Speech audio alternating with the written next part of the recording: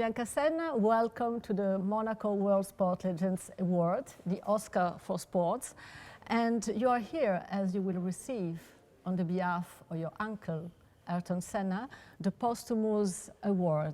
Yes. And I really think he was one of the greatest legends of Formula One. Yes. Which are the memories about your uncle? So I was very young when he had the accident, but he was a very family person. Yes. So he would be, anytime that he wasn't racing, he would be with us, you know, with the family. He invited us to come to Europe when he was on his vacation.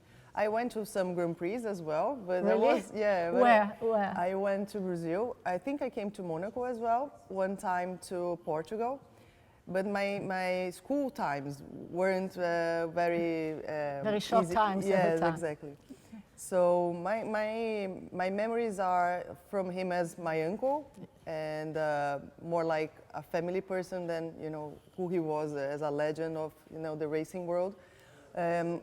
So we used to go to the vacations together, and one thing that I found very interesting is that even when he wasn't racing, he was doing things like doing the jet skis and making changes in the jet ski. He would take more time just, you know, making different energy setups in the jet ski than actually playing with that jet ski in the water. So he was a very active person. Active person. Yes, and very hard person as well. Yeah, we could see that he was artful, and he was a really charismatic. Yes. And this is the word. He was more like an actor, a young actor from Hollywood. And I know that now you are planning to realize a movie about his life. Yes. So we've been discussing this project for a while now. And we are now doing the screenplay for a TV series.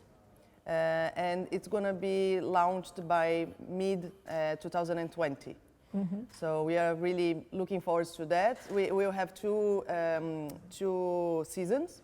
The first season will be about Ayrton's life before he gets to Formula One. So it finishes when he starts Formula One, and then the second season will talk about Formula One. So the idea is to talk about the development of the idol, you know, how he was raised and how everything that happened through this period of his life made an impact on his life later, you know, in Formula One. And which is, in your opinion, the turning point in his career? I think there were several, but one that I think was the hardest was when he wanted to become a racing driver professionally. And how old is he? He was 16. 16 only. Yeah. But my family didn't want, because my grandfather had a family business, you know, so he was the eldest. So at the time, it was normal. You are the eldest. You just go and, you know, take the company when you have age. So he had to make that decision, and you know, they go were through. Expecting something else from you. Exactly, and it was a very dangerous sport then.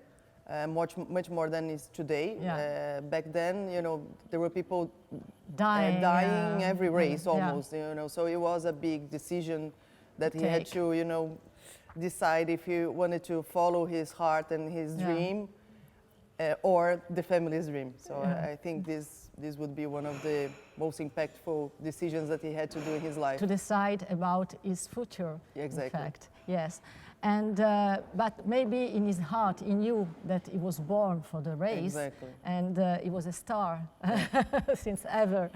And you founded a foundation in his name, and which is the activity of the foundation? So since when Ayrton, in '94, before he died, he started to talk to my mother, talking that he wanted to do something more professional to help Brazil, because Brazil was in a very poor situation, and he wanted to do something to change the future of Brazil. And they were supposed to talk after the season in '94 to decide what to do. But then, unfortunately, that conversation didn't happen because the accident happened before that. And then my family decided to open the foundation to make his dream come true. And we really think that changing the future of Brazil has to come through education. So our main work is through education. 85% of the children in Brazil are in public education. So if you want to do a big impact, you have to go through the chain where the most children are. So that's why we work through the public educational system to qualify their work and make sure that the children that are at school actually learn. So basically today we are helping 1.5 million children in Brazil. Wow, that's wonderful, really. Thank you. And we train again 63,000 teachers every year, which is more than all the pedagogy universities form in a year, graduate in a year. So our work is basically to qualify the education of Brazil and make sure that through the time we are able to perform a better, a better life give opportunities to the children. And this is thanks to the name of Ayrton Senna. Yes. And so his legend is continuing. Yes.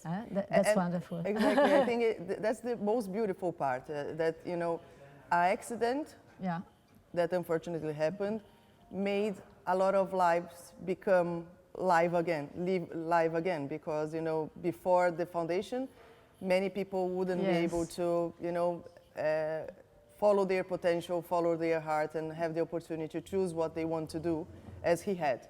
These are really wonderful words. I really appreciate what you're saying. Thank you. And, we are in Monaco, and here we have a Grand Prix every year, very famous worldwide. And your uncle, Ayrton Senna, won 6 times here. Yes. Do you remember one of his races here? Well, I remember most of them, but I think the most that I remember was the one that he actually had a minute gap between him and Alain Prost. And he said that he was, having a different experience. It was almost like he wasn't in his full rational mind. He was in a different dimension. Oh, really? Yes. So he just saw everything as a tunnel. He didn't see anything else. So I think this is something that is very special, that very few people, if any, were able to connect to their selves and their concentration that much that you can. Conscience. Exactly. That you're above your conscience level. So it's, And he could win. Exactly.